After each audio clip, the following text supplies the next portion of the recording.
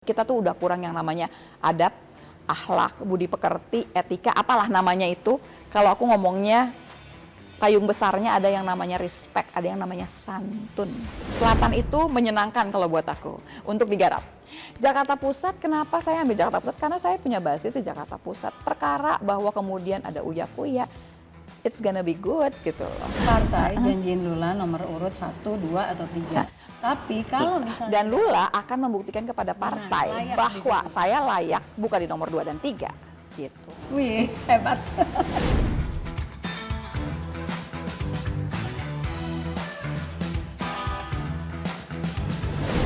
Ya, Assalamualaikum. Saat ini saya bersama teman lama saya yang akan menjadi calon anggota DPR atau calon anggota legislatif tahun 2024 tahun depan.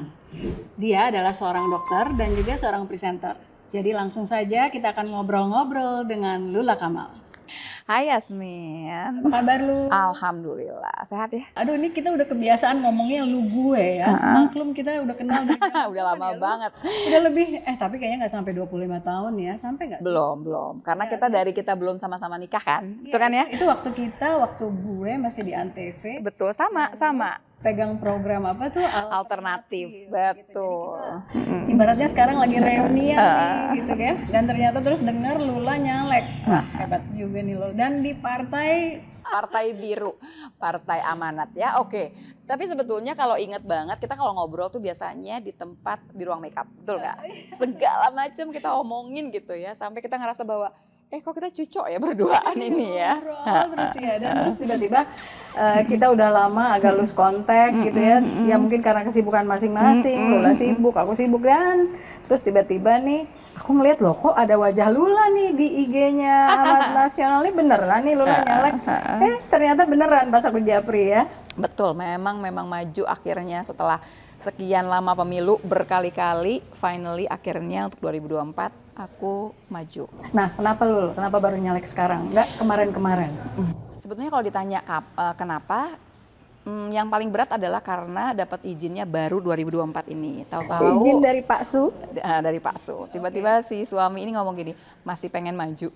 Lah, nggak salah. Udah nggak minta loh padahal. Maksudnya udah nggak nanya lagi karena emang selamanya jawabnya enggak gitu. Kalau buat perempuan, aku tuh percaya banget ridhonya suami itu mesti aku kantongin dulu buat aku maju. Berarti selama ini sebelumnya Lula tuh pernah pengen nyalek gitu ya? Dan nggak dapet izin atau gimana? Kan gini, kita sampai pengen nyalek itu pasti ada cerita macam-macam lah. Salah satunya adalah kita di-approach sama orang yang kita pikir, kok kita apa yang dia bukan janjikan ya, mimpinya dia tuh mimpinya kita juga gitu. Jadi dan selalu dikatakan bahwa teman-teman juga yang masuk ke dalam selamanya kalau kita ngomong gini dong, kan sering tuh ya teman-teman yang di dalam kita ngasih masukan lah, gini dong lo, terus dia bilang emang gampang, lo kalau mau ikutan masuk ke dalam, kalau mau bikin perubahan bareng-bareng, jangan cuma ngarepin 1, 2, 3 orang kata dia gitu.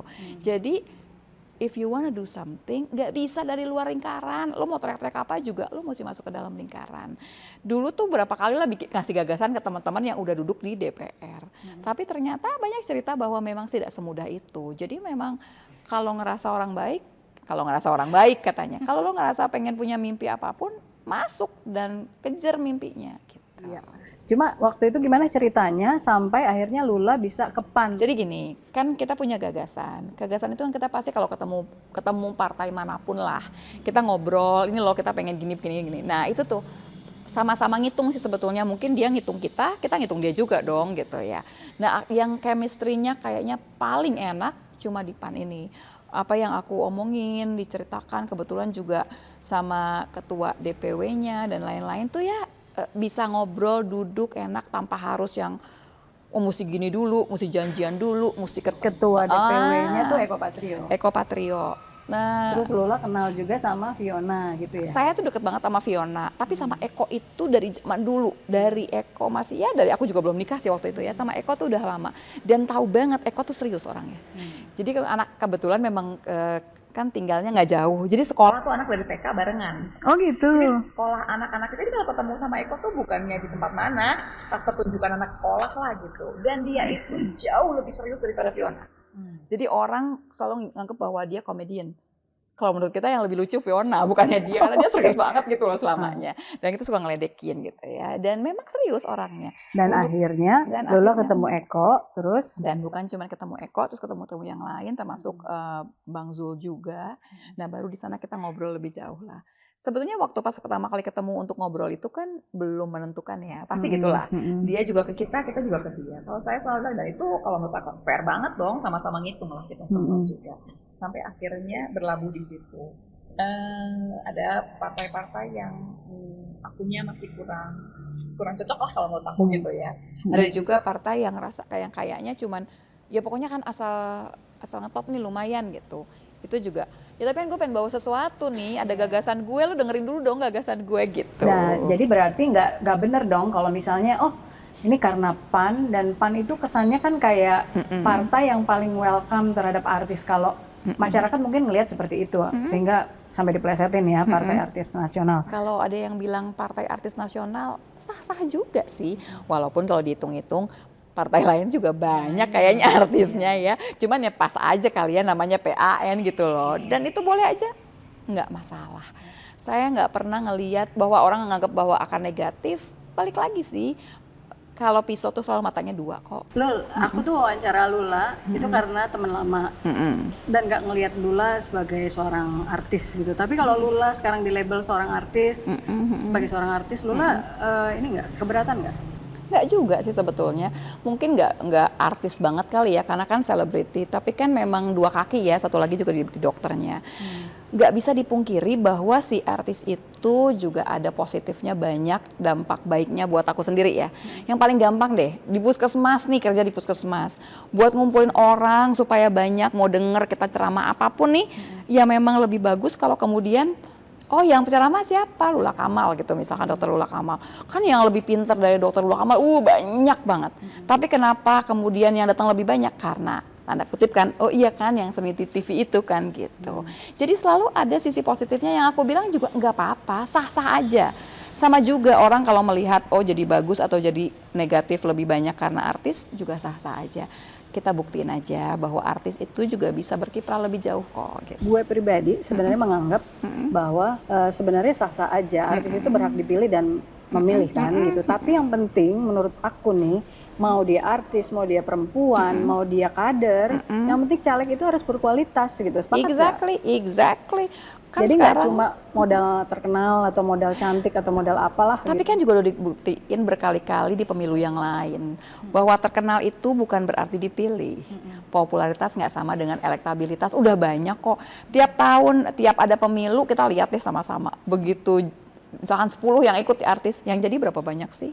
Emang 10-10-nya jadi? Enggak. Sama juga kalau memang kemudian uang di atas segalanya, orang yang paling kaya mestinya yang jadi. Banyak juga sih yang nggak jadi. Jadi balik lagi bahwa ceritanya kalau udah ngomongin artis itu populer pasti kepilih, enggak juga. Udah dibuktiin berkali-kali pemilu modelnya seperti itu. Artisnya juga mesti usaha untuk kemudian bisa meyakinkan pemilih memilih dia gitu. Yang pasti Lula adalah caleg berkualitas. Amin. Aku tahu banget karena dirimu adalah dokter, terus habis itu kan dulu dapat beasiswa Chevening kan? Betul. Nah sekarang sebenarnya Lula tuh dari sisi dokter, Lula tuh masih praktek nggak sih lu? Jadi gini, kebetulan memang kan S2-nya itu ngambilnya itu addiction. Jadi karena addiction sebenarnya rokok, alkohol, sama baru deh kemudian si narkoba ya segala macam. Ilmu yang segitu banyak yang kepake cuman narkobanya doang gitu. Dari pulang dulu kerja di BNN, dari BNN kemudian sama granat ya gitu. Jadi memang udah biasa sih ke masyarakat. Intinya memang ngurusin si adiksi. Walaupun adiksi itu bukan cuma narkoba gitu. Soal narkoba Lula ngeliat gimana kondisi negara itu kita? masuk ke dalam kesehatan yang memang di item aku mau masukin. Itu juga mesti dikejar gitu loh. Ya kan waktu zaman Presiden SBY kan ada target tahun sekian Indonesia udah bebas dari narkoba. Ya, Ternyata tapi sampai berapa tahun betul. Kalau bebas sih nggak mungkin lah. Kalau nol nggak ada negara yang bisa nol. Negara yang penjaranya sepi aja tuh nggak nol juga narkobanya. Tapi begini, kita mestinya harus terkendali dengan baik lah begitu. Ini kan sekarang kita masih lihat penegak hukum aja bisa gitu ya main gitu. Tapi memang itu bisnis yang paling menggiurkan lah gitu uangnya. Dan aku ngerasa bahwa memang mesti banyak lagi yang kita kerjakan, hukumnya juga mesti lebih bagus di sini supaya orang itu benar-benar berpikir. Dan mungkin mesti dipikirin juga penerimaan masyarakat seperti apa sih kepada orang yang barangkali pernah kena narkoba atau gimana gitu ya.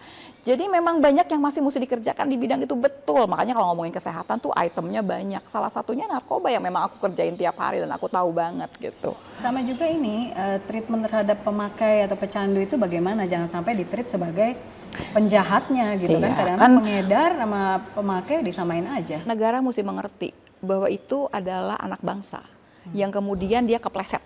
Nah, beda nih anak-anak bangsa yang memang oknum yang jualan. Yang jualan besar banget nggak pernah pakai. Itu kita udah biasa. Bahkan orang yang pakai itu kadang-kadang juga mereka jadi pengedar kecil-kecilan. Karena kalau mereka nggak gitu, mereka nggak bisa dapat barang. Nah, makanya itu kan kita mesti membedakan mana yang pengedar ece-ece itu doang, cuman kepanjangan tangan, mana yang betul-betulan dapat untung sebetulnya, produsennya dan lain-lain. Bandar. Nah, bandar ini juga kan, makanya kalau udah di bidang narkoba itu banyak ceritanya yang memang banyak yang kita mesti bantu lebih jauh nih. Undang-undangnya, semuanya supaya lebih tegak dan memang jalannya. Satu lagi barangkali kalau ngomongin kesehatan, ada lagi ya, satu lagi. Anak-anak berkebutuhan khusus. Itu juga banyak banget yang mesti PR kita sama-sama. Anak-anak berkebutuhan khusus itu sebenarnya menurut Lula harusnya bisa di sekolah-sekolah biasa atau memang mereka harus di sekolah khusus? Di sekolah biasa itu bukan yang nggak bisa, tapi belum siap sekolahnya. Berarti kan kita harus mempersiapkan. Negara mesti hadir lagi di sana. Kalau yang anak berkebutuhan khusus itu, kan ada juga yang, jago main piano, itu dari orang-orang punya, orang-orang kaya. Kalau yang tidak punya uang, yang nggak bisa bayar terapis, mau jadi apa? Anak itu akan hidup sampai umur 60, 70 tahun, terus gimana? Orang tuanya udah nggak ada. Itu yang harus dimengerti oleh negara, itu adalah bagian dari beban yang mesti dipikirin supaya nggak jadi beban gitu. Praktek sebagai dokter yang dokter praktek itu udah nggak lagi ya? Praktek masih, tapi cuman pasien narkoba. Kecuali untuk ini nih, tiba-tiba ada apa sih namanya, pengobatan massal di mana, sunatan massal di mana, ya masih jalan. Udah kemudian juga gini, dokter itu mau di mana aja tetap dokter. Kalau ada apa-apa, yang dipanggil duluan siapa? Kita duluan dong gitu. Mau di tetangga, mau di keluarga, atau barangkali yang paling gampang gini deh, kawinan. Kadang-kadang aku bilang gini, saya tuh dokter loh, bukan apotik. Kan gini, ada obat-obat ini apa nggak? Padahal kan nggak kenal ya, tapi bisa nyamperin, maaf ya dok, saya tahu kan dokter Lula Kamal, tolong dong saya ada gini. Nah itu udah biasa, which is buat aku itu juga it's okay, karena menyenangkan kan, di-acknowledge apa yang kita bisa. Lula ini dapilnya dapil apa? DKI 2, Jakarta Pusat, Jakarta Selatan, luar negeri. Itu sedapil sama uya-kuya kan? Betul. Nah terus gimana tuh? Soalnya di atas kertas orang akan melihat uya-kuya itu punya market yang lebih besar daripada Lula kan? Dari sisi misalnya YouTube channel, dari sisi IG apapun medsosnya dia kelihatannya lebih kuat dalam Apakah seorang Yasmin melihat yang sama? Menurut aku akan menjadi market tersendiri. Kenapa lo yang jadi? Karena itu penting. Karena gini, kalau buat aku kan gini, sebetulnya malah ngambilnya semang Jakarta Pusat, Jakarta Selatan. Jakarta Selatan kalau menurut aku itu adalah marketnya liar. Kenapa liar?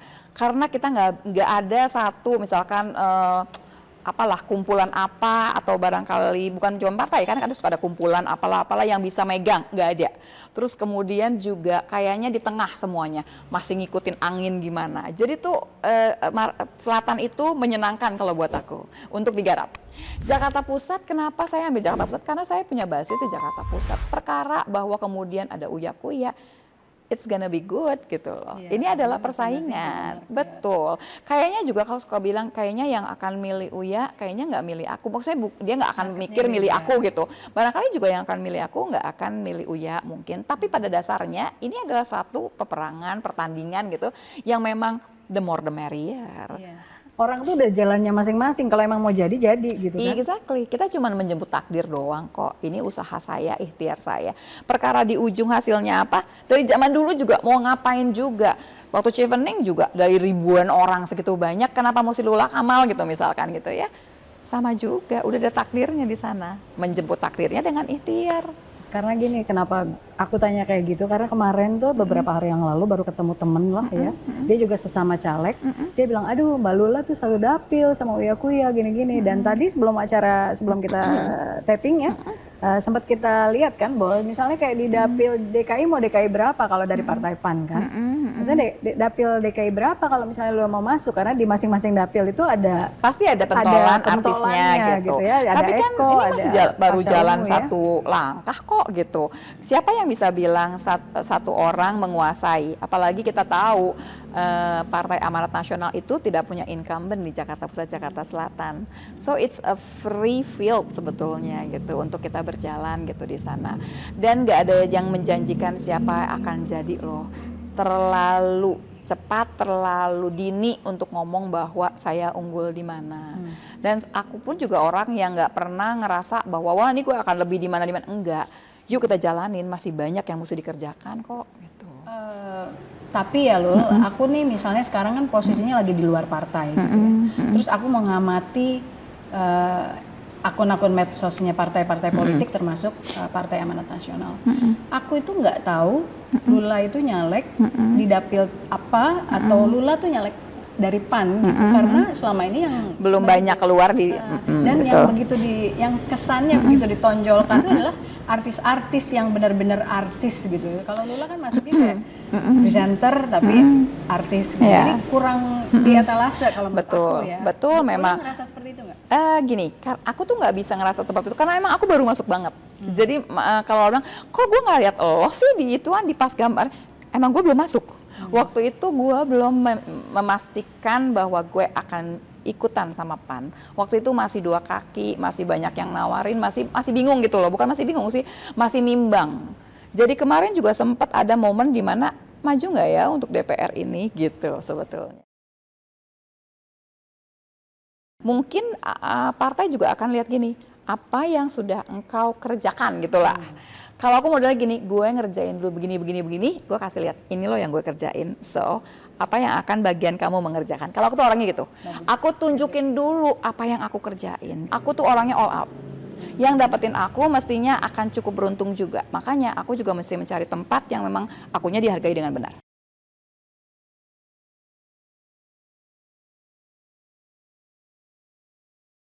Setiap orang punya pasarnya sendiri-sendiri. Jadi kalau kemudian melihat orang, aku tuh orang yang tidak pernah udah makin tua ya barangkali ya, udah nggak pernah ngelihat orang dari bentukan atau dari apa yang dia pakai, udah nggak pernah. Jadi aku yakin setiap orang punya pasarnya masing-masing. Itu mungkin juga yang akan dilihat oleh partai. Jadi pasarnya ada, silahkan aja. Berkualitas apa enggak? Kadang-kadang ada gini loh, memang masyarakat semuanya pengen yang S2, S3, S4, enggak juga gitu loh. Ada kalau kelompok masyarakat yang kepengennya yang bikin bahagia gitu misalkan. Kita kasih aja, memang kan namanya juga wakil rakyat.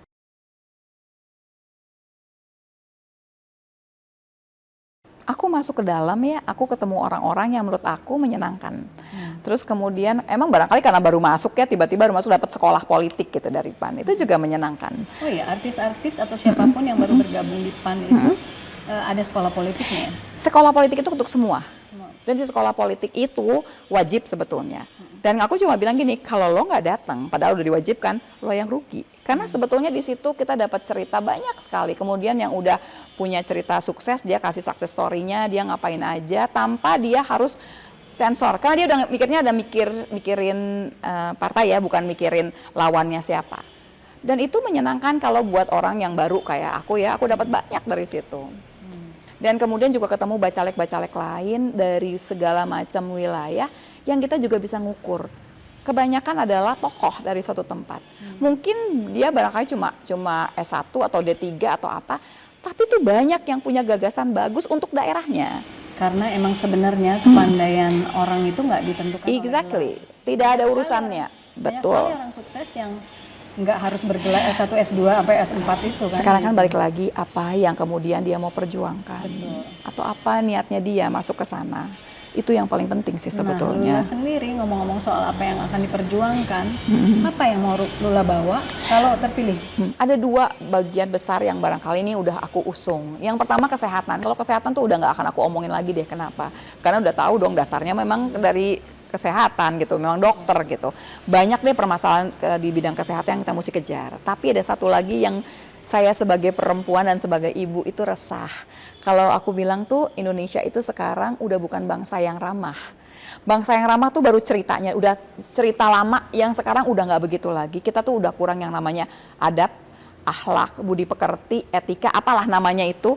Kalau aku ngomongnya payung besarnya ada yang namanya respect, ada yang namanya santun. Santun itu banyak banget, bukan cuman ngomong terima kasih dan cuman tolong. Bukan cuman mengantri, bukan kemudian dia punya etika yang baik. Santun itu lebih besar lagi. Yang aku merasa bahwa malu loh kalau jadi, misalkan yang paling gampang, malu loh jadi orang kaya flexing. Malu gitu loh sebetulnya. Apalagi kalau kekayaan yang gak jelas dari mana ya. Nah, sekarang terbalik-balik kan lo. Exactly, itu dia yang kurang. Itu dia yang saya sebagai perempuan dan sebagai ibu resah, anak saya ini ntar gimana ya gitu ya. Jangan salah, kita yang zaman dulu lahirnya aja udah banyak yang tipis banget yang namanya si santun itu. Banyak banget orang yang orang kaya, kalau orang bantu dia nggak usah terima kasih karena kan dia yang nggak bisa. Terima kasih sama tolong itu adalah sepaket tuh yang harusnya dibawa seumur hidup. Ngapain juga. Udah banyak kan orang yang senyumnya juga udah susah banget gitu ya. Jadi si santun itu yang aku mau kepengen kalau bisa masuk ke pendidikan kita lagi.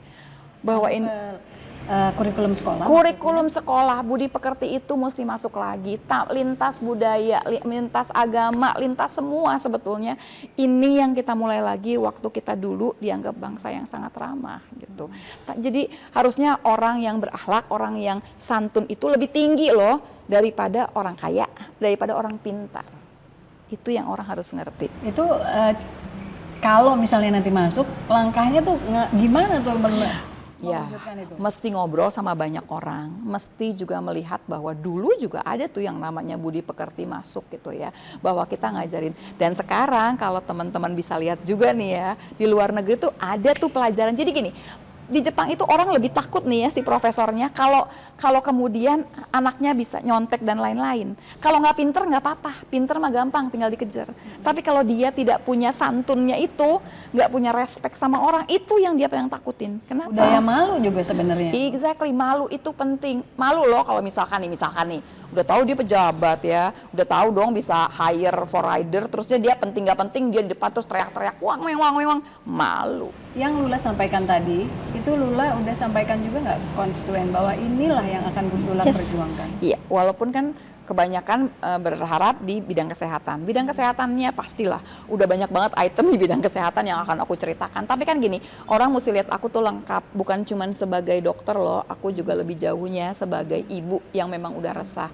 Ini udah dibicarakan juga, kan aku udah mulai keluarin ya ini gagasan aku, dan banyak sekali kemudian ibu-ibu yang menganggap bahwa yes, kita juga sama loh, kita resah di situ juga gitu. Kita mengerti bahwa anak-anak kita itu tuh nempel banget sama gadget, sama media sosial. Media sosial kita tuh udah nggak punya rambu gitu loh. Kenapa nggak punya rambu? Karena tadi kita balik lagi, kita tipis banget nih sekarang nih. Benar tidak benar, bukan cuma benar tidak benar, pantas tidak pantas begitu. Lula mulai gabung ke PAN itu kapan ya kemarin? Maksudnya mau confirm mau nyalek itu kapan?